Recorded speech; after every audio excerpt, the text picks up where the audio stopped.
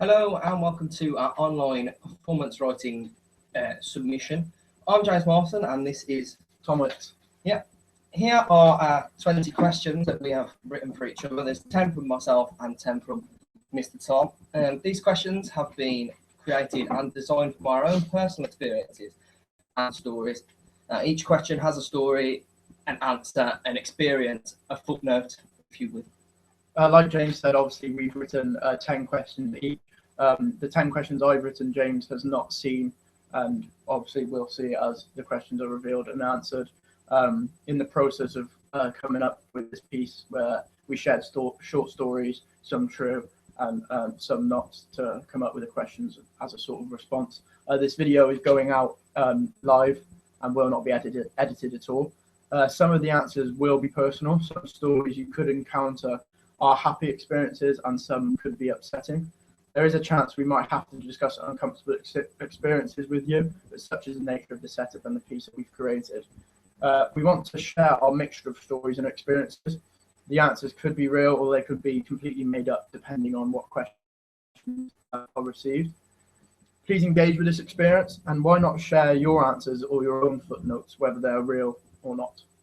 Okay, I think it's time to get on with the questions. I'll go first, if that's okay. Yeah, that's fine. Let's have a look what we've got here. Question number 1. If you could choose your method of dying, what would it be and why? If I could choose my method of dying, what would it be and why? I'll go with, I'll take the story as if I was dying as an old person rather than a young person. So let's picture myself. I like to die when I'm 88, I think. I think that's a nice way to go out. It's not, well, it's old, but it's not like weak and fragile. So I think I could be still going all right at 88. So 88 years of age. I like to die. This is quite not very nice, is it? I like to die in a very nice, comfortable bed. Just finished my last ever cup of tea. A packet of biscuits with family, whoever is left around me. I think that would be a nice way. A nice big open room. No sadness, just happiness. Obviously it would be but I wouldn't know, but hopefully it would be sad after. But yeah, 88. Just had a whole packet of biscuits, like custard creams, like, you know, the selection. Maybe 2 cups of tea if I'm not going a whole pack of biscuits. But yeah, so my method of dying would be, I didn't discuss that really, did I? I just said I'd probably have the cup of tea and then fall asleep and then die in my sleep. Not dying by like choking on the custard cream or anything, but 88 in my sleep with my family around me. So that's my response to that. I'll pick a question now. The second question. I'll go for this one. Interesting. If you were driving an ambulance on the way to save someone's life and you hit someone over, what would you do and why? Oh gosh, that's a difficult question. I suppose it would depend on how seriously injured this person had knocked over. You'd have to check on them. Surely you couldn't just leave them in the road. I mean, it would also depend on the condition of the person you were going to save. I would imagine I'd say I'd check on the person that I'd knocked over and perhaps call a different ambulance to go to the person, or vice versa. See what it would depend on the ambulance situation in the nearby areas. Perhaps get that person.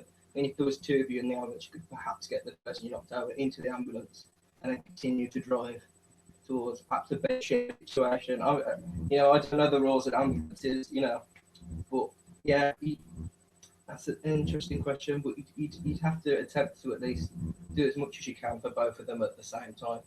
Whilst you don't want to die in that situation on your hand. It's a difficult situation, isn't it? Yeah, so let's What to think about, really. Think about that at home. Why don't you? Let's have a look at this question. What have we got?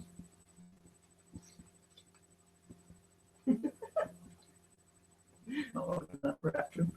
Good question. Who let the dogs out? Who let the dogs out? Who let the dogs out? But funny enough, I actually know the answer to this question. like seriously no You regret. seriously let Before the dog. before the famous song came out, I actually let the dogs out. That song is about me. Really? Yeah, no, I'll tell you. I'm at home. I think it was about 9 years of age, maybe, something like that. Looking after dogs, obviously, and I let them out, and someone obviously clearly didn't like it that I let the dogs out. There's a lot of dogs looking after mine now. Like I'm talking 12 dogs, big dogs as well, not these little like that you can put in your bag. And yeah, so yeah, I let the dogs out. That is a world exclusive as well. I own all the rights to the song. I let the dogs out, and that is a personal story. Like I said at the start, like some stories would be personal, but that's not upsetting. Like it's serious because I let the dogs out, but nothing happened to the dogs. So yeah, I let the dogs out. Let that sink in. I'm thinking, Here we go.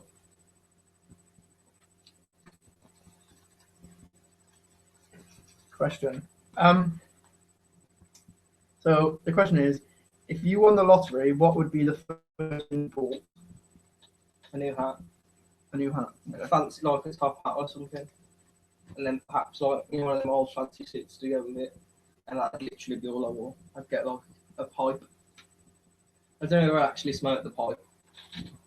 But I'd definitely get a big top hat or like a bowler hat or smoke that people would look at me and go, he's got a lot of money. Look at that hat. You might go, do you remember the guy that used to walk around with a hat, the fucking Doctor Who scarf, yeah, and the ski goggles? I'd be like him, but less. People would look at people would look at me and go, he's the man, whereas look at him and go, he's a strange fella. No offense if you watch it. Whatever your name is, Doctor Who scarf. Well, we said stories are personal, so Yeah. we're sorry about that. I'll call you out. I ain't scared. I'll be a but better version of you. a lot of time for that. Any reason why? Or just to look. Yeah, I reckon it. So what are we saying then? You wake up, You know, you don't want if you got a lot of money, you got to look the part straight away. You don't be walking into like a showroom for a new Ferrari and you're wearing a hoodie and like a pair of jeans that you've had on for the last like 4 days or something like I am today. So you got to look the part, and then if you're going for a new house, like you want to buy a mansion, you've got to look good, yeah. So that would be the first thing. Then make sure I've got a nice new hat and a nice suit, old-fashioned style on the pipe. fair enough. That's exactly what. Yeah, just to let you know, we're getting the questions from down here. They're not like it's not some sort of magical thing, and then they're getting put back on the table after. So just to let you know. This is. I don't know if I'm going to have to explain it. It depends if you can remember the situation. But the question is, where do you think that girl's cardigan is now? That's a very good question, and also it's a very serious issue. Like we said at the start, like some will be true and some will be made up. I'm not revealing at all, and we're not throughout the whole video of what stories are real. I really don't know where that girl's cardigan is. It could be on friggin' Mars. It could be anywhere. Like it's a mystery. Basically, I was on a night out and the girl left the cardigan. I just thought it'd be a good citizen and pick it up and hand it in to the lost property, but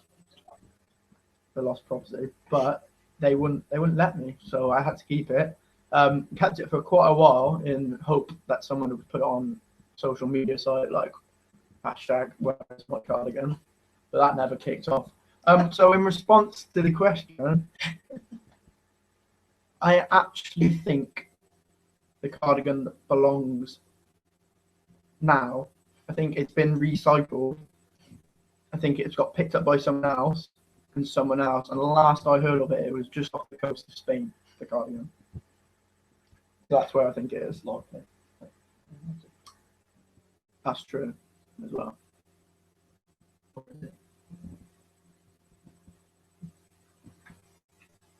Might go now, isn't it? Yeah, get on questions. Next question. What was the last serious lie you told, and to whom did you tell it? Serious lie. Joe, I don't. Depends what your class is a serious lie. I think I lie quite a lot, but most of the time I'll be like, James, did you fart? And I'll be like, yeah. I'm going to say something that would be seriously or emotionally affect someone in a bad way. Serious lie. That's a difficult one. Trying to think, because I do spend quite a lot of my life just lying to people. Mainly because I think it's funny. But then I don't really tell that many serious lies. Like, I think.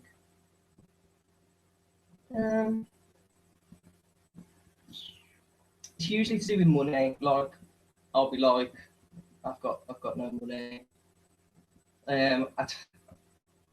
My mom's probably going to kick off if she's watching it.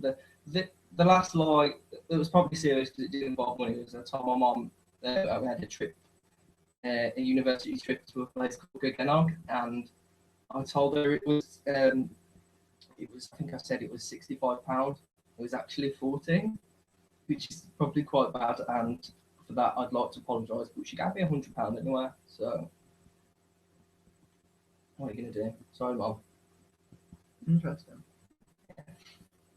Like we said again, some stories will be upsetting. Don't cry. That's upsetting, so even I feel let down by that. So just leave that one there. I feel let down too. Okay. Next question from Mr. Tom Willits. What's been your proudest moment whilst playing for FC LMI? That's FC Barcelona. For any of those not in the know. That for anyone else also not in the know is an Aberystwyth football team. My proudest moment probably will have to go with being voted captain twice in a row in 2 years now. Known obviously everyone that I play with for a good couple of years, 3 years now. So to be voted by your peers, is that the right word? Yeah, I think so. To lead and organise, or not, I think I do. But so yeah, it's probably the proudest moment. Probably the proudest moment that is not to do with actual university work either. But who knows? A lot of bad moments too, but mostly good. So we'll just leave that there. So that was quite a good question actually.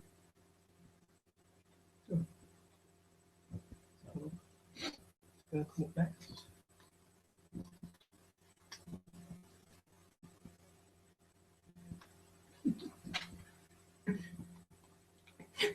This question is: do you regret making Jonathan Phillips cry? For anyone that doesn't know, again, Jonathan Phillips was one of the people that we lived with in the first year in flat 119, Rossity.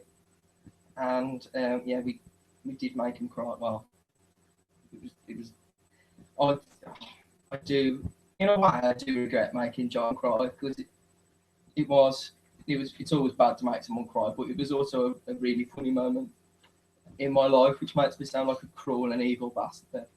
But I think if you understood the relationship that we shared with Jonathan Phillips and still do to this day, then I think you'd understand what making John. He was drunk as well, and he was in an emotional state. It wasn't like I shat on him or something disgusting. We just felt abusive, and not in a like bad way. Maybe like, it must have been because he cried, but it was also really overly emotional, and it was also really funny. And John knows that we love John, so Yeah, I don't regret making John cry.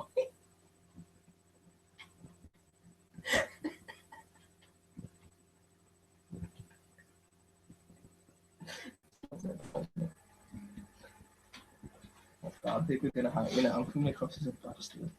What have you got? What are your lifelong dreams and ambitions? I'm getting all the deep ones. My tell you what, I'll start with what my first ever lifelong ambition was, and then I'll progress through the years.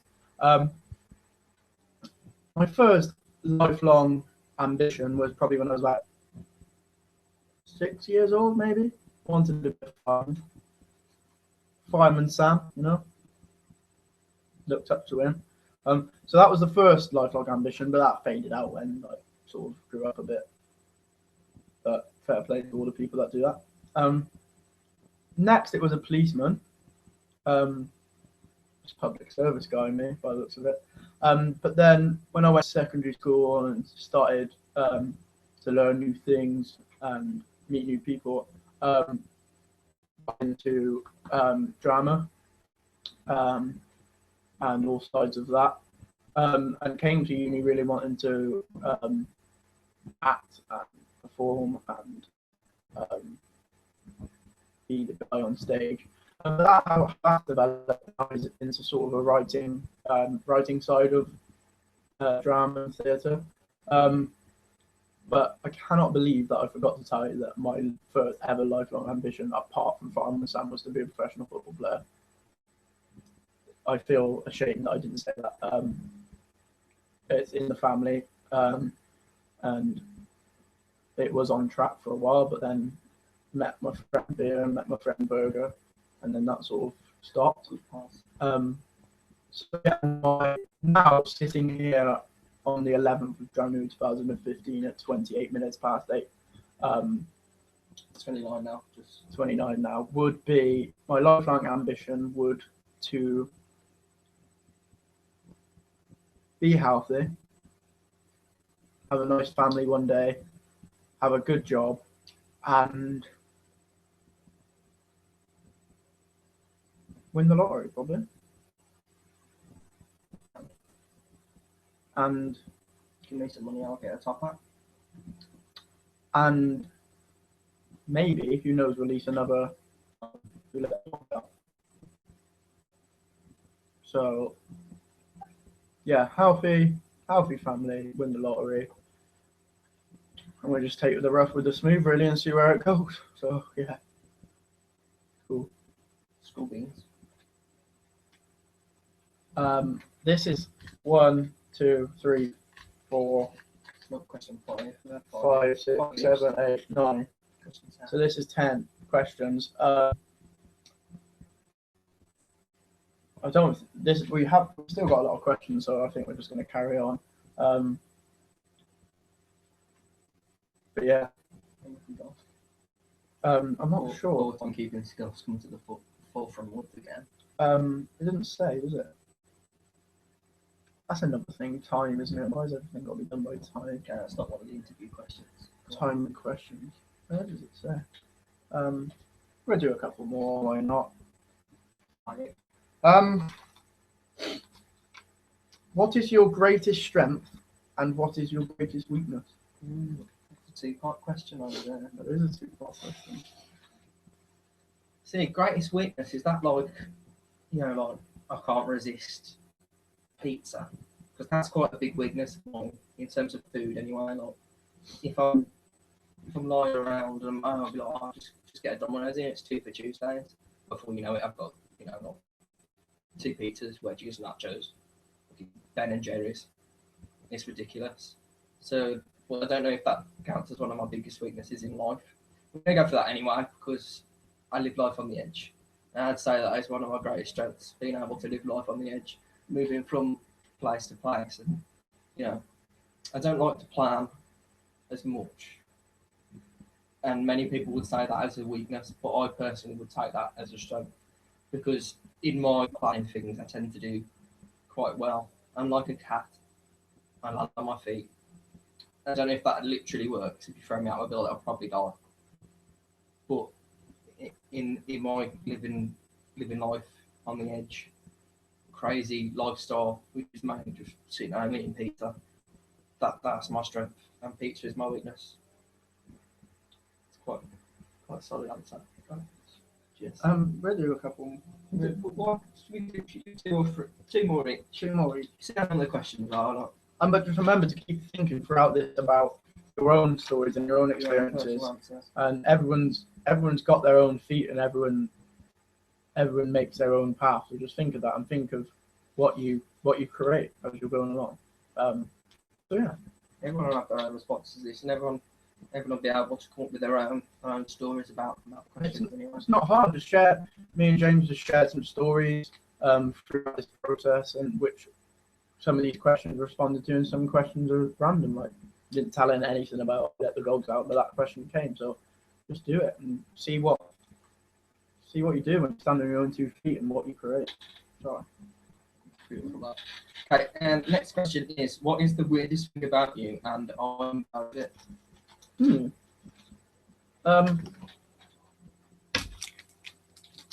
It's quite hard to say. It's quite hard to say if you're weird, aren't you?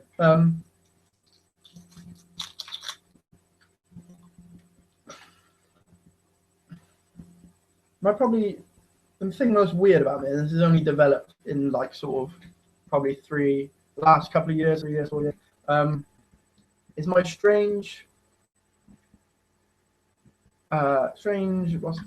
sort of like mannerism of not deciding what I want to do with certain things. Like, for example, I would talk to someone and then just stop.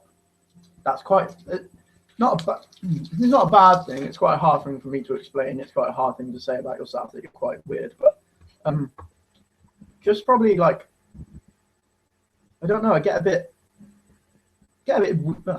weird of getting attached to people. I don't know if that's with like friendships, or relationships, or work life, or whatever. I'm talking like I'm like 65 now, but I'm only 21.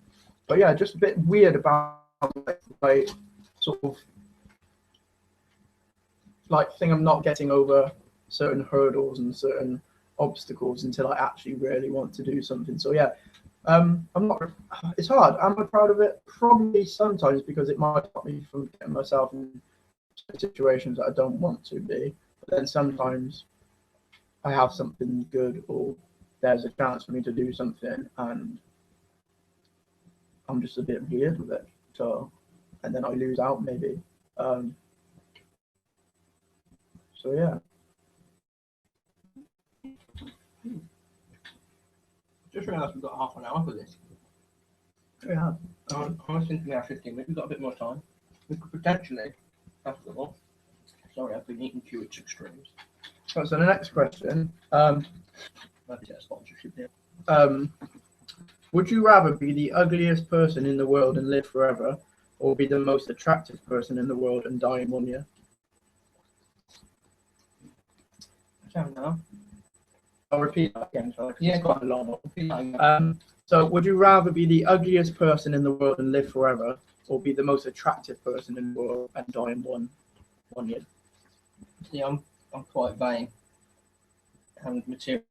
So I'll probably take the second option, because you don't want to be walking around like the Hunchback of Notre Dame or something for your whole life, yeah.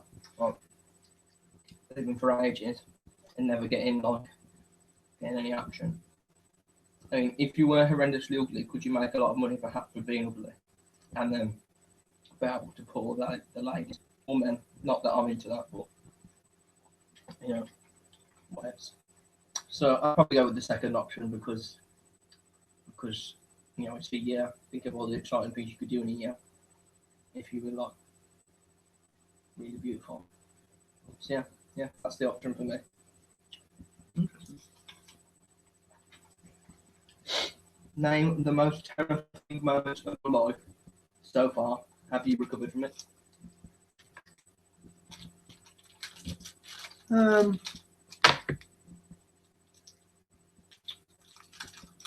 Quite a difficult question.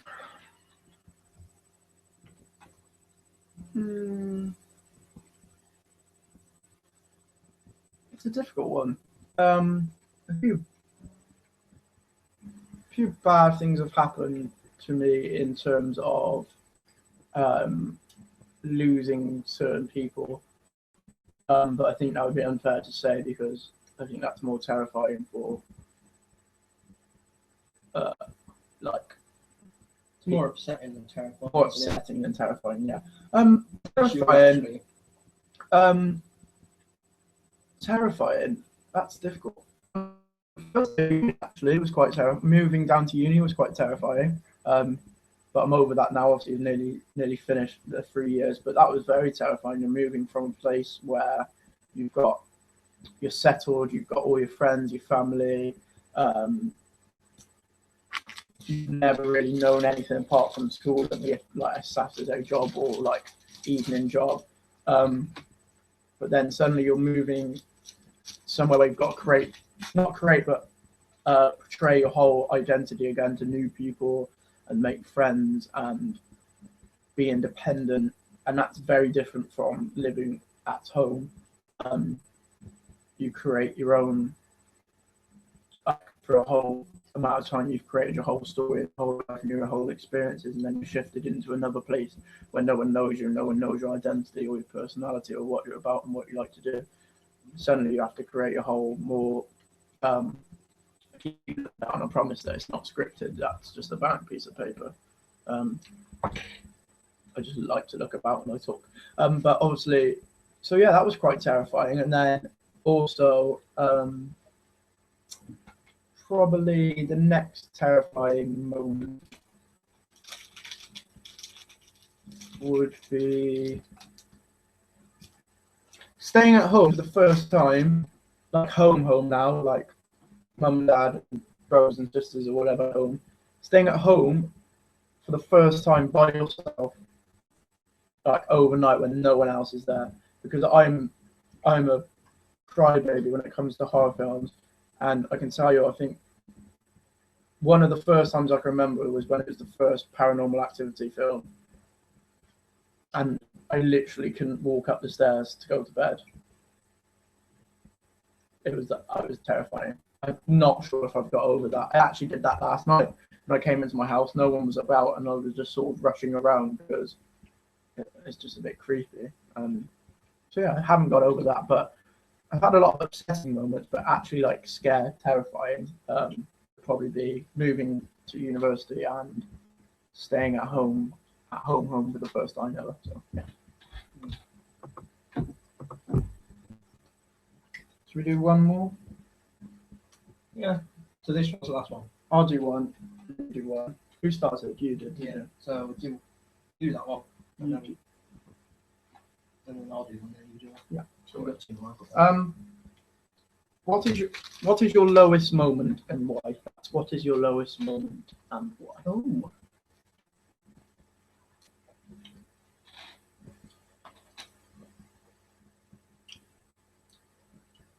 That's a difficult one to actually work out. My lowest, yeah. My lowest moment. I don't know if I've told you about this one. My lowest moment, probably on a personal level, is probably I was in London and I went to watch a WWE taping at the O2 Arena, and I've got celiac disease where I can't eat wheat. And I'd had some of the chips from the O2 Arena, and they must have had wheat in it because I got quite an upset. And the train station was quite a way away as I was walking back from the O2 Arena after the show. And there was a McDonald's that I tried to run to, but I was never going to reach it. So I ended up taking like a walk into this bushed area by a big building. I don't know what building it was or what name it was. And I did a poo in the bush.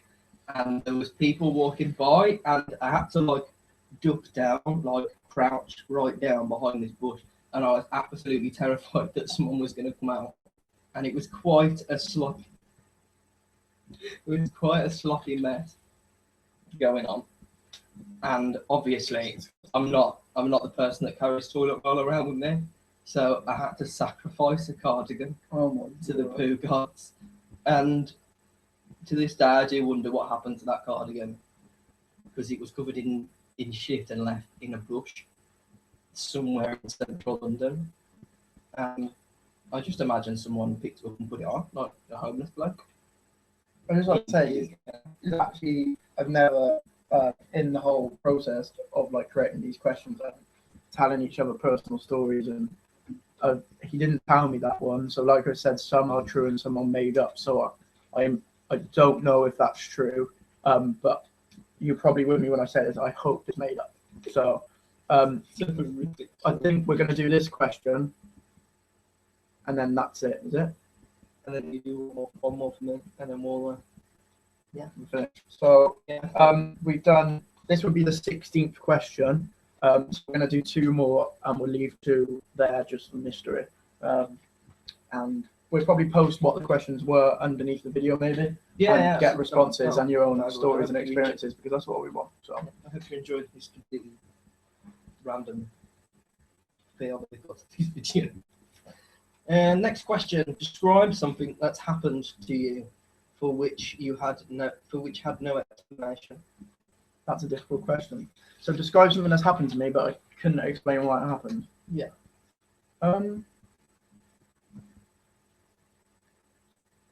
It's hard because surely everything has an explanation. Like everything comes with its own footnote, really. Like you don't understand something in a book or something. Sorry, I was just plugging it in. Sorry, just I didn't want that technical to issues. Everything, If you're reading a book or something on the internet and you don't understand, there might be a footnote or an explanation. And there's something that's happened to me that hasn't had an explanation. I fell on the stairs once, and for no apparent reason. So, or explanation, I've still to this day not got an explanation. I was wearing a t-shirt and jeans, so there was nothing I could slip on. I had no shoes on, I had no socks on, and the stairs are carpet. So there is no reason why I should have fallen over. I walked at the pace of just a casual, like, step, step, step. the regular. I wasn't running. I didn't dive down head first. I got to about the 4th step from the top, so I'm high up here now. I'm talking, and I've gone. You fell over if you were high. Not that way. And I've gone. I've just fallen down the stairs and landed in a heap at the bottom, and I don't know why that happened. There's no explanation, but it's still an experience and it's still a story. I'm probably lying a bit because it probably has an explanation. I just fell down the stairs, didn't I? That's why it happened. So, last question. This is exciting. Last question. Somehow we've an even number of questions left. Oh. Okay. It's like a shit episode of Deal or No Deal. Who do you consider your hero and why? And I'll tell you what, because it's the last question, why don't we both answer this? Okay. Do you want to go first? Or do you want me to go first? You can go first. It's fine. Fine. What's your question? I know. Who do I consider my hero? I'd probably say Enrique Iglesias, because he offered to be my hero in his hit song Hero. And he goes, I can be your hero, baby. Oh yeah. I can take away the pain. Oh yeah. That one. And I feel that since he offered, that it would be rude not to accept him as my hero. So I don't think he's any other answer than Enrique Iglesias. He's got a great voice, and it's everything I aspire to be in Spanish. What about you? It's difficult to top him, really, isn't it? I think he's a bit of a slag. He offered that to quite a lot of people, so I'm not going to go with him. My heroes actually would be my mum and dad, probably. As in, like, people I know, like, they would be my hero. Why do you say every time they will be my heroes and sort of saying it in the tune of? Yeah. Outside the real world, well, not the real world, but like going into like famous people, my hero would probably have to be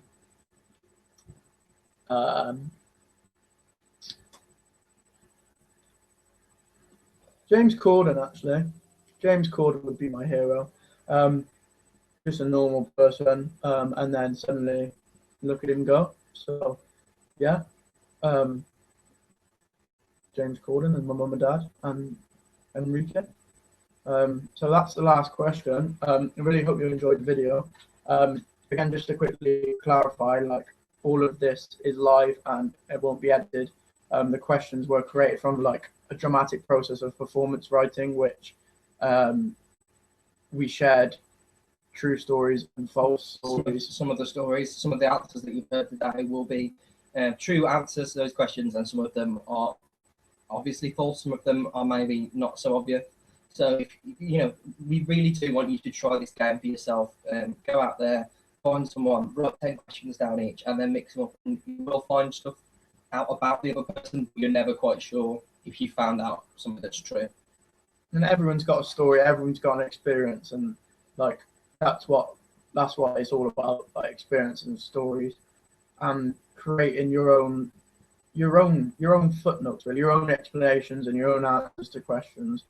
Like I said, it was a dramatic process of performance writing and story writing, true and false, and then the questions were created from then. And then we've done this video sort of like an online engagement or online sort of like performance game. I've enjoyed it. I've also enjoyed it. Hopefully you've enjoyed it too. Yeah, if you stuck around to this point, it's gonna be, leave any comments or anything on the video, and if wherever you are, if you do watch this, and do the questions, whether you do it with your nan or your best mate, or just let us know. Person. So that's our performance writing piece. I really hope you enjoyed it. Bye. See ya. Love you, bye.